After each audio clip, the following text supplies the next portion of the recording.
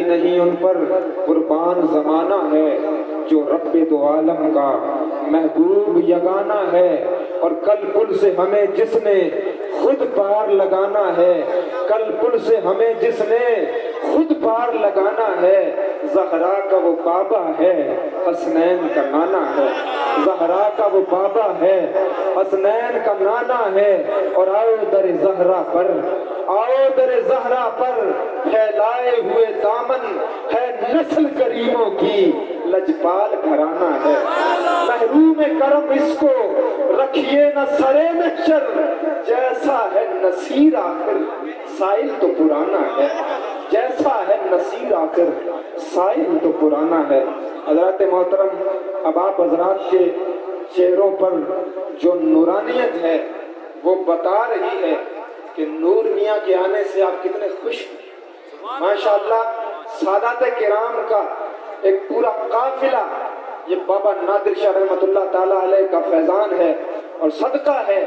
کہ جن کے روزے کے صدقے میں ہمیں ایک ہی منبر پر ایک ہی وقت میں علماء کرام اور سادات کرام کا حسین سنگم دیکھنے کو مل رہا ہے۔ اللہ رب العزت ان کی عمروں میں جو ہے برکتیں عطا فرمائے۔ اب آپ حضرات کے سامنے بلا تاخیر خطابت کی دنیا کے عظیم شاہ سوار کو میں دعوت خطاب دوں گا،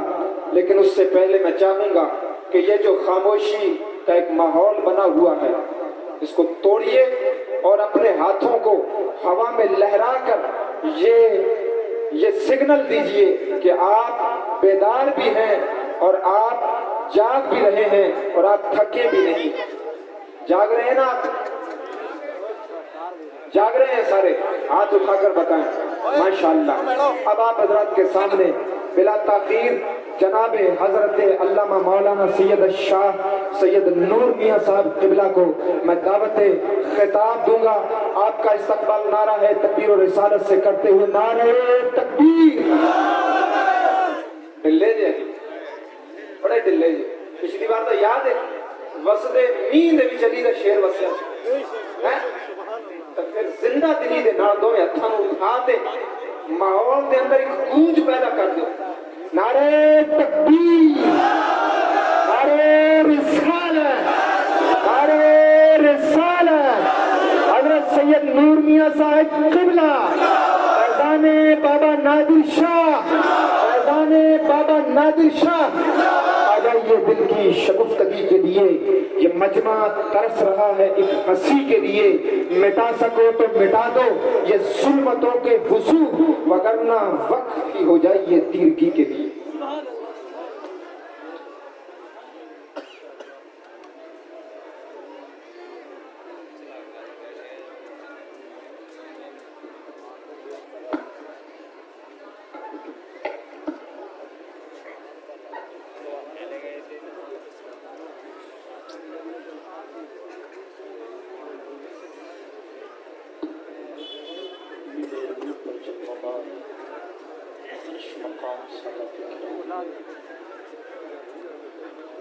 جماعت سنت کے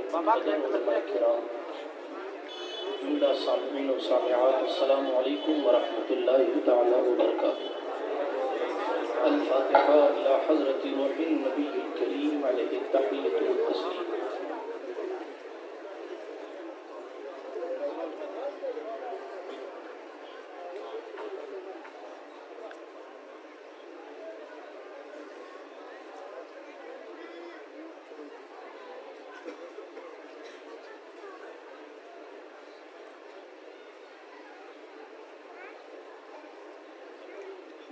وصلی اللہ تعالی علی خیر خلقہ ونور عرشہ وزینۃ فرشہ سیدنا و مولانا محمد وعلی آلہ واصحابہ اجمعین برحمتک یا ارحم الراحمین بحق لا الہ الا اللہ محمد رسول اللہ صلی اللہ تعالی علیہ وعلی آلہ وسلم۔ الحمدللہ الحمد لله منشئ الخلق من عدم ثم الصلاة على المختار في القدم ومن تذكر جيران بذي سلم مزجت دمعا جرى من مقلة بدم مولاي صل وسلم دائما أبدا على حبيبك خير الخلق كلهم محمد سيد الكونين والثقلين والفريقين من عرب ومن عجم هو الحبيب الذي ترجى شفاعته لكل هول من الأهوال مقتحم ثم الرضا عن أبي بكر وعن عمر وعن علي وعن عثمان ذي الكرم والآل والصحابة ثم التابعين لهم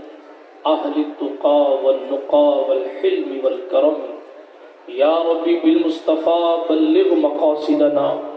يا ربي بالمصطفى بلغ مقاصدنا يا ربي بالمصطفى بلغ مقاصدنا واغفر لنا واغفر لنا واغفر لنا ما مضى يا واسع الكرم أما بعد فأعوذ بالله من الشيطان الرجيم بسم الله الرحمن الرحيم وعباد الرحمن يمشون على الأرض هونا وإذا خاطبهم الجاهلون قالوا سلاما والذين يبيتون لربهم سجدا وقياما والذين يقولون ربنا اصرف عنا عذاب جهنم إن عذابها كان غراما إنها ساءت مستقرا ومقاما أو كما قال الله تعالى في القرآن المجيد والفرقان الحميد صدق الله العلي العظيم وصدق رسوله النبي الأمين المتين الأمي الكريم الرؤوف الرحيم ونحن ولا ذلك لمن الشاهدين والشاكرين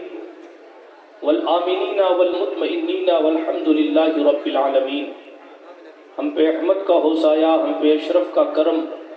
سیدی مختار اشرف باصفا کے واسطے، اے اشرف زمانہ زمانہ مدد نما، درہائے بستراز کلید کرم کشا، سرورا شاہا کریمہ دستگیرہ اشرفا، حرمت روح پیمبر ایک نظر کن سوئے ماں، معین الدین حسن عالم پناہے بسوئے ماں غریباں یک نگاہے، پیرے پیراں میرے میراں شاہ جیلاں غوث پاک، ایک نظر داری پر حال ماں پریشاں غوث پاک، لی خمسۃ اطفی بہا حر الوباء الحاطمہ، المصطفیٰ والمرتضی وابناہما والفاطمہ، غریبم یا رسول اللہ غریبم، ندارم در جہاں جز تو حبیبم، مرض دارم زعسیاں را لا دوائے مگر الطاف تو باشد طبیبم، بری نازم کہ ہستم امت تو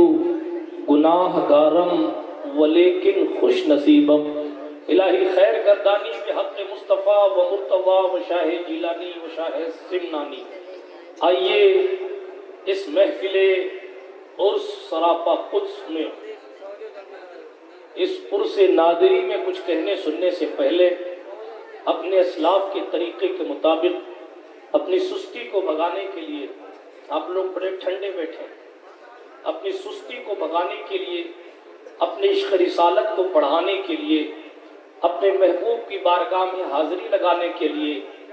سنی گھن گرج کے ساتھ بلند آواز سے درود شریف کا نذرانہ پیش فرمائیں۔ اللہم صلی اللہ سیدنا نبینا مأوانا و ملجانا محمد وعلی آل سیدنا و مولانا محمد صلاة تنجینا بها من جميع الاحوال والآفات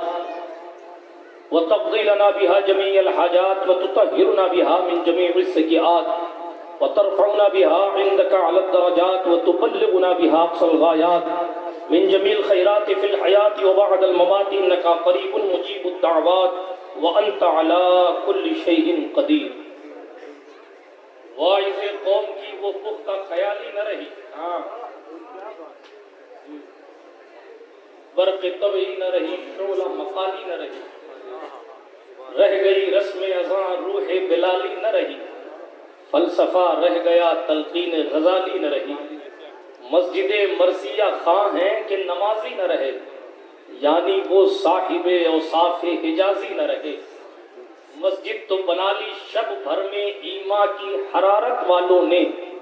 من اپنا پرانا پاپی تھا پرسوں میں نمازی بن نہ سکا، شور ہے کہ دنیا سے مسلمان ہو گئے نابود. ہم یہ کہتے ہیں کہ تھے بھی کہیں مسلم موجود. وضع میں نصارہ تم ہو تو تمدن میں ہنود. یہ مسلمان ہیں جنہیں دیکھ کے شرمائیں یہود. یوں تو سید بھی ہو، مرزا بھی ہو، افغان بھی ہو، تم سبھی کچھ ہو، بتاؤ کہ مسلمان بھی ہو. یہ اقبال کا تیور ہے. میری اتنی بساط نہیں کہ میں اتنا آگے بڑھ کے کہہ دوں. اعلیٰ حضرت کہتے ہیں شب صبح تک سونا تجھے، دن لہو میں کھونا تجھے، شرم نبی خوف خدا، یہ بھی نہیں وہ بھی نہیں، رزق خدا کھایا کیا،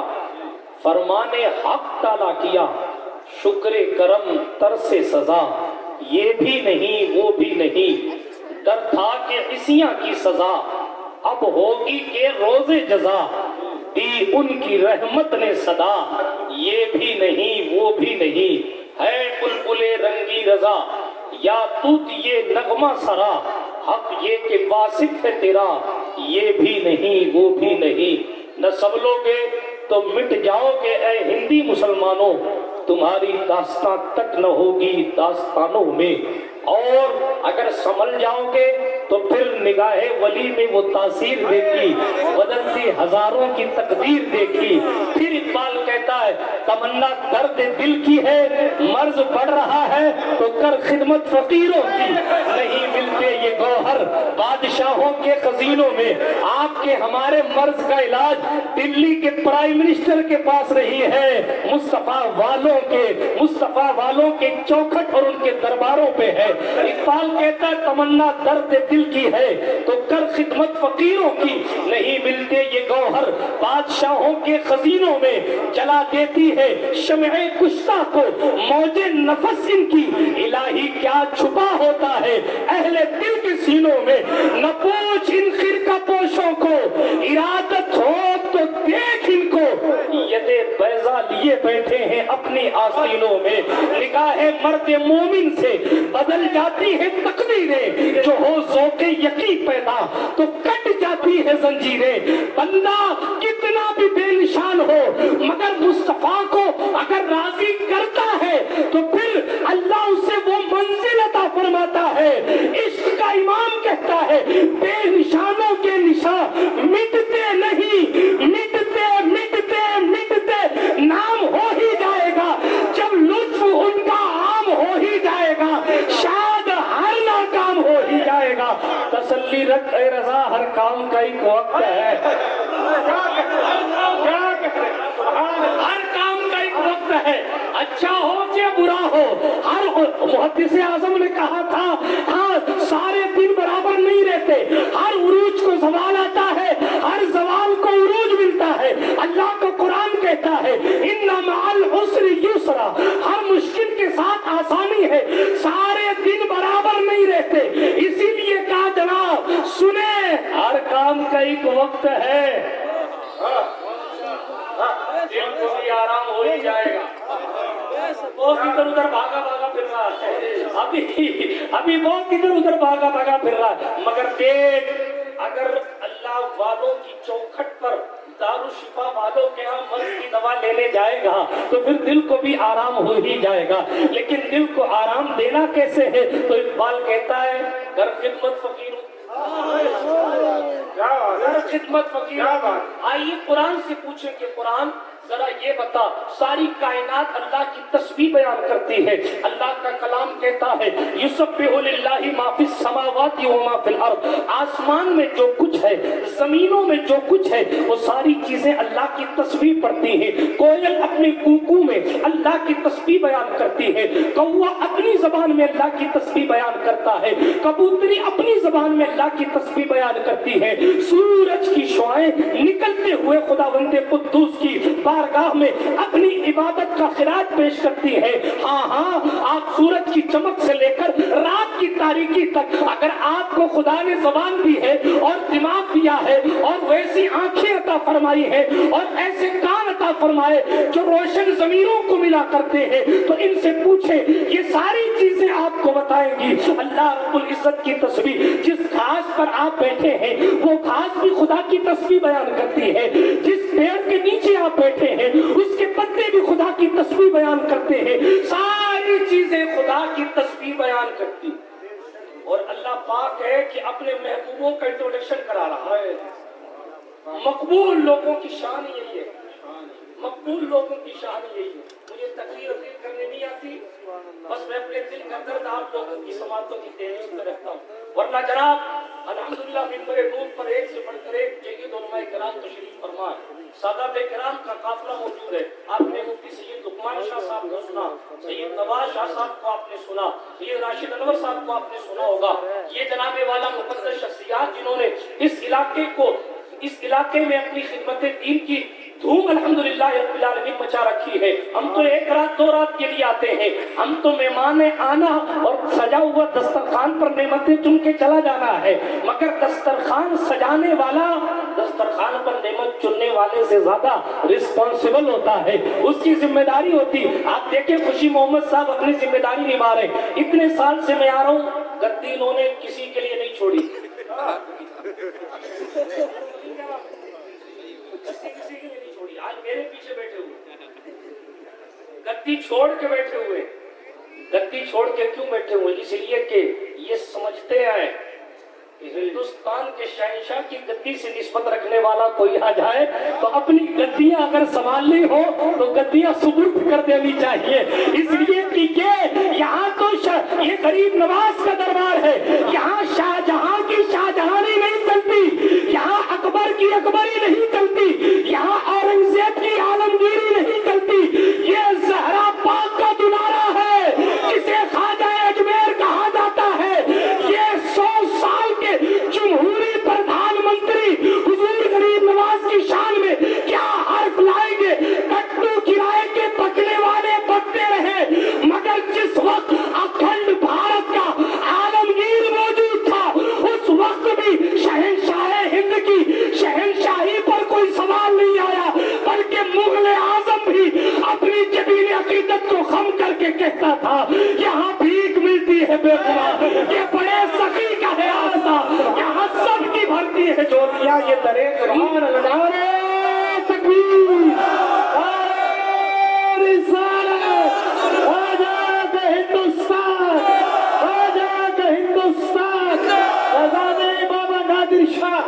حضرت سید نور میاں صاحب قبلہ سبحان میں سادات تشریف فرما ہے۔ ہاں کسی کو شاہ سلیمان توسوی سے دادا جمال شاہ کے وسیلے سے، کسی کو شاہ سلیمان توسوی سے نسبت ہے، کسی کو غریب نواز سے، کسی کو سلطان اشرف کی نسبت سے، حضرت سرکار سلسلہ چشت کو نسبت ہے، مگر ایک جملہ کہہ کے جاتا ہوں، جتنے بیٹھے ہیں سب کے مخدوم کا نام محبوب الہی ہے، چشتی بھی یہاں جو ہے وہ بھی نظامی ہے، جو یہاں بیٹھے وہ نظامی سارے ہیں۔ آپ شاہ سلیمان توسوی کو دیکھیں، وہ بھی اوپر جا کر وہ سلسلہ بھی نظامی ہو جاتا ہے، آپ سلسلہ اشرفیہ کو پڑھیں وہ بھی محبوب الہی پر جا کر ایک ہو جاتے ہیں، آپ اجمیر معلیٰ کی گدی نشینوں کو پڑھیں وہ بھی محبوب الہی پر جا کر ایک ہو جاتے ہیں۔ بتانا یہ اور یہی سلسلہ سلطان الہند تک پہنچتا ہے اور دنیا کو اس بات کا یقین دلاتا ہے ہندوستان میں جہاں بھی اسلام کا گلشن نظر آتا ہے یہ ہمارے جبے سلامت ہے، یہ سلطان غریب نواز کی محنتوں کا ثمرہ ہے، یہ آج منبروں سے توحید کے نغمے سنائے جا رہے ہیں، یہ آج خطیب اپنے خطبہ صدارت کو پیش کر رہا ہے، یہ آج کوئی امام حسین کی باتوں کو دنیا تک پہنچا رہا ہے، بلکہ آگے بڑھ کے کہہ دوں اگر آج کوئی شراب کو برا جان رہا ہے، جوئے کو برا جان رہا ہے، کرنے والا بھی جان رہا ہے نا کہ برا کام ہے، کرنے والا بھی جان رہا ہے کہ برا کام ہے نا بھائی۔ آپ آج بہت سست ہیں، ٹھنڈی لگ رہی ہے آپ کو؟ ہاتھ اٹھا کے کہیں یا علی، جن کے ہاتھ نہیں اٹھے ان کو کیا کہا جائے؟ اس لیے کہ فولاد کا دل پتھر کا جگر سب پارا پارا ہوتا ہے، جب نام علی کا لیتے ہیں میدان ہمارا ہوتا ہے۔ جب لوگ سو جائیں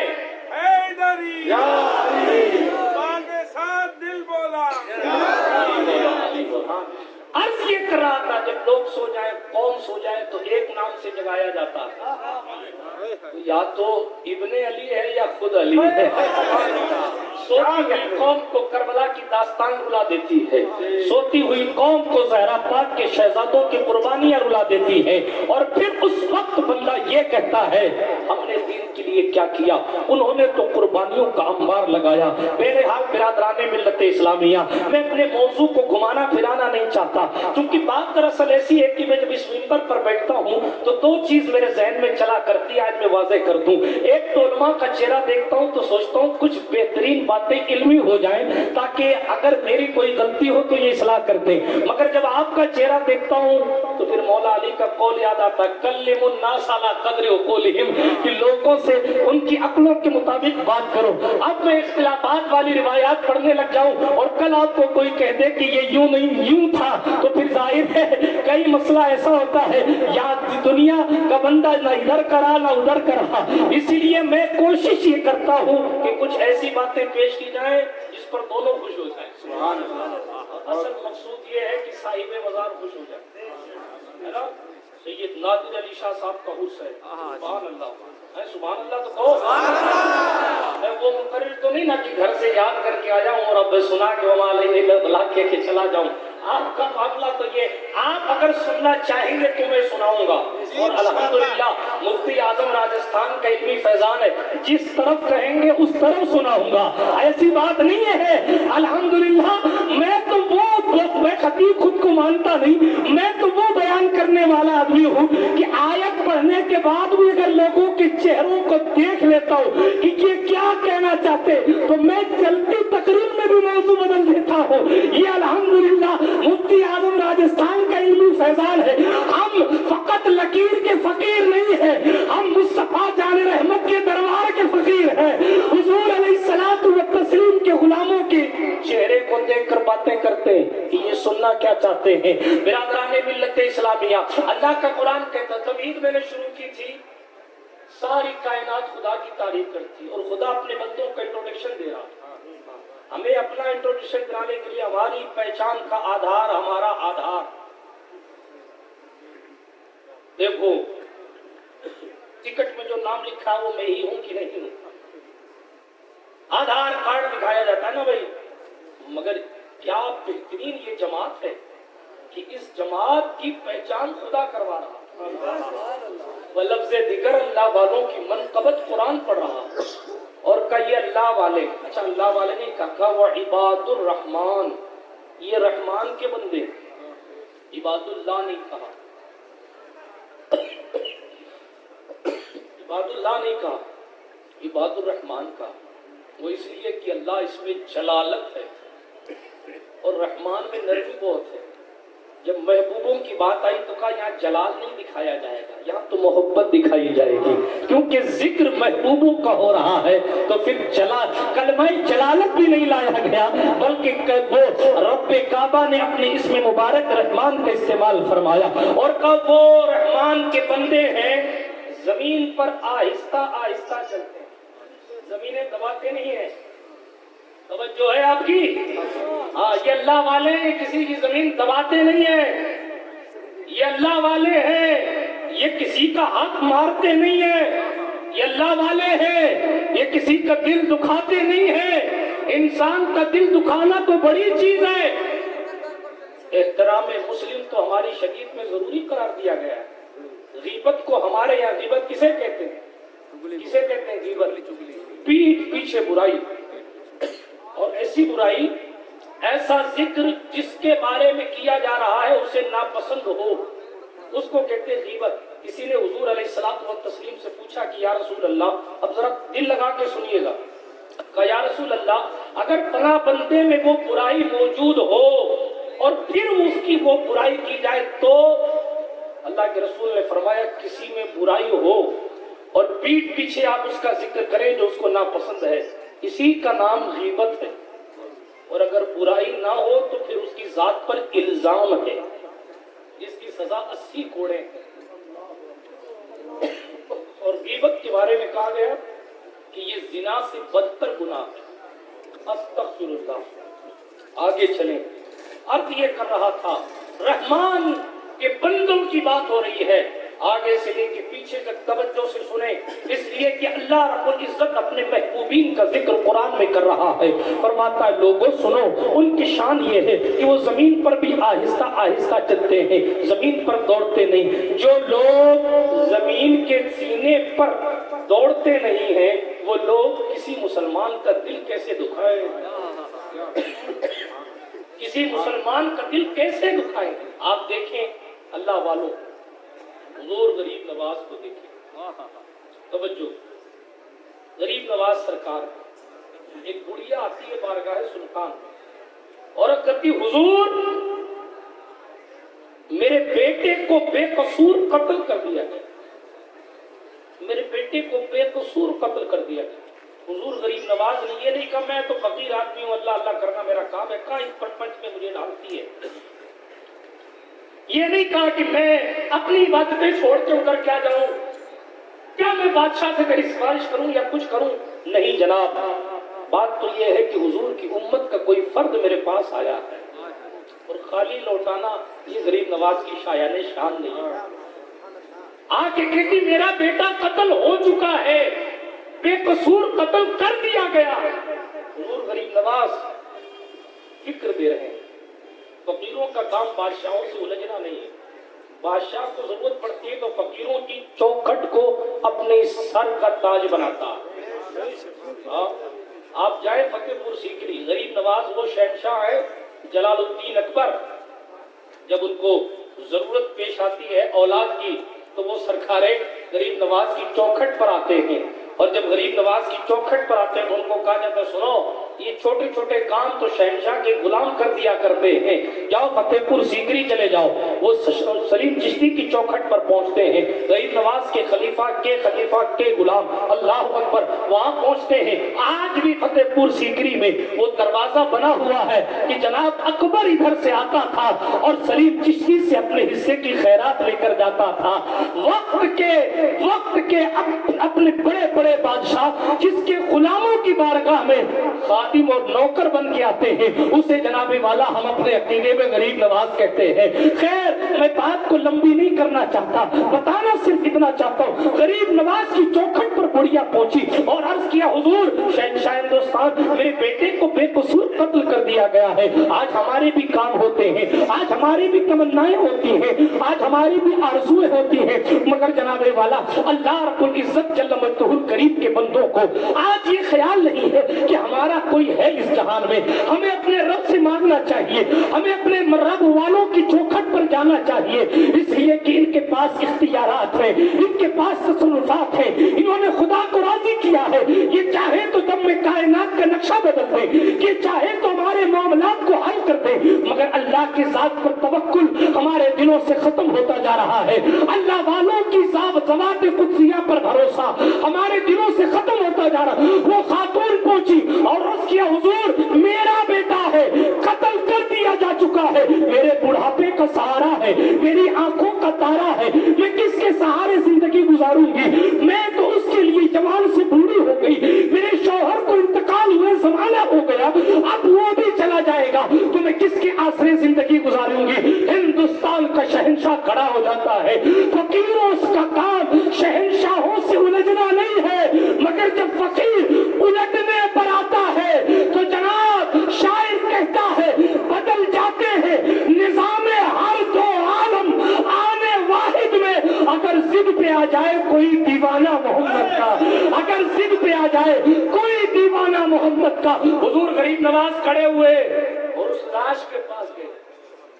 انتقال ہو چکا ہے، جوان انتقال کر چکا ہے، لاش کے پاس ہندوستان کا شہنشاہ جا کر کھڑا ہوا اور غریب نواز نے اپنی زبان پاک سے فرمایا اے جوان اگر تو بے قصور قتل کیا گیا ہے تو اللہ کے حکم سے کھڑا ہو جا، اللہ کے حکم سے کھڑا ہو جا. یہ غریب نواز ہے، بندہ مر چکا ہے،